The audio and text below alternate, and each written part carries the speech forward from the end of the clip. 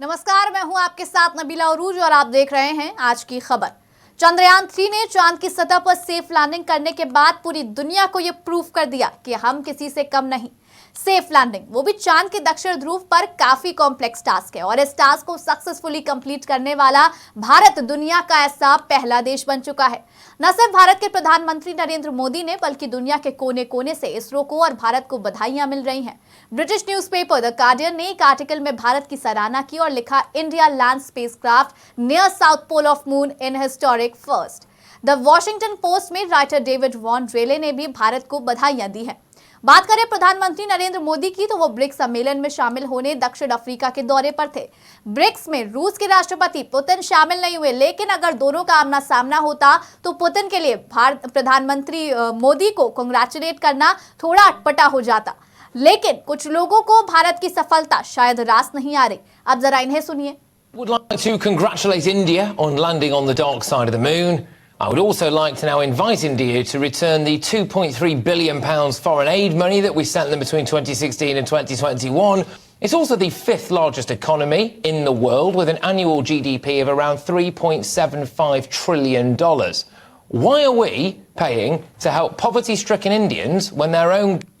भारत की सफलता से ब्रिटिश मीडिया कुछ खास खुश नहीं नजर आ रही। जिनकी वीडियो अभी आपने देखी वो है एंकर पैट्रिक क्रिस्टिस। मैं एक बार पढ़ के सुना दूं कि उन्होंने कहा क्या। I would like to congratulate India on landing on the dark side of the moon. I would also like to invite India to return the £2.3 billion of foreign aid money that were given to India between 2016 and 2017. पहले तो India को congratulate किया और फिर पलक झपकते ही तंज कसते हुए वो अब इंडिया से वो 2.3 बिलियन पाउंड वापस मांग रहे हैं जो ब्रिटेन ने फॉरेन एड के तौर पर भारत को दिए थे। तो मिस्टर पैट्रिक को प्लीज ये कोई बता दे कि न सिर्फ कुछ महीने पहले बल्कि सालों पहले ही इंडिया ब्रिटेन को इनकार कर चुका है किसी भी फॉरेन एड मनी के लिए। 2011 में प्रणब मुखर्जी ने यह साफ कह दिया था कि India does not need British aid. International development committee ने पब्लिश किया था कि जो फॉरेन एड ब्रिटिश की तरफ से भारत को दिया है वो ना के बराबर था। तो किस बात का घमंड कर रहा है ब्रिटेन? इतना एरोगेंस किस बात का? मिस्टर पैट्रिक ने कहा कि India is the fifth largest economy in the world with an annual GDP of around $3.75 trillion. बिल्कुल सही, लेकिन वो भी कुछ महीने पहले ही लार्जेस्ट इकोनॉमी के लिस्ट में यूके को इंडिया ने पीछे छोड़ा। क्या इस वजह से इस तरह के शब्द इस्तेमाल किए जा रहे हैं? मतलब एक ऐसा देश जिसे हम कॉलोनाइजर भी कह सकते हैं या उसे एक इररिलेवेंट कंट्री कहें, जो हमारे देश से करीब $45 ट्रिलियन लूट के ले गया और हमारी कंट्री को एक्सट्रीम पॉवर्टी में छोड़ गया, और अब वही हमें गरीबी पर लेक्चर दे रहा है। ये हम नहीं बल्कि Bharatiya Janata Britain, British media और मिस्टर पैट्रिक की उन टिप्पणियों का जवाब दे रही है।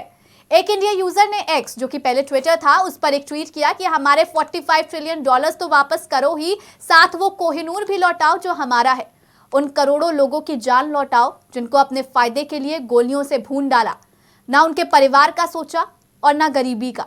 उनकी जान वापस लौटाओ जो भूख की तड़प से अपनी जान से हाथ धो बैठे जब भारत पर अंग्रेजों का शासन था।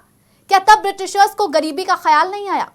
मिस्टर पैट्रिक ने कहा, why are we paying to help poverty stricken Indians when their own government won't bother.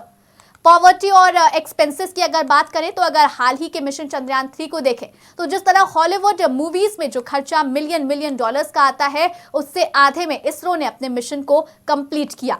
यहां तक कि पाकिस्तान से भी लोगों ने बधाइयां दी हैं। ट्विटर पर #कांग्रेचुलेशन नेबर्स भी ट्रेंड करने लगा था। ब्रिटिशर्स शायद ये भूल गए हैं कि उन्होंने हम पर कोई दया नहीं बल्कि जुल्म ढाया था, और वो ये भी भूल गए कि हम यानी भारत चांद की सतह पर उतरने वाले चौथे देश तो हैं, लेकिन दक्षिण ध्रुव पर उतरने वाला दुनिया का पहला देश है। फिलहाल इस वीडियो में इतना ही। इस तरह की वीडियोस के लिए बने रहिए आज की खबर के साथ।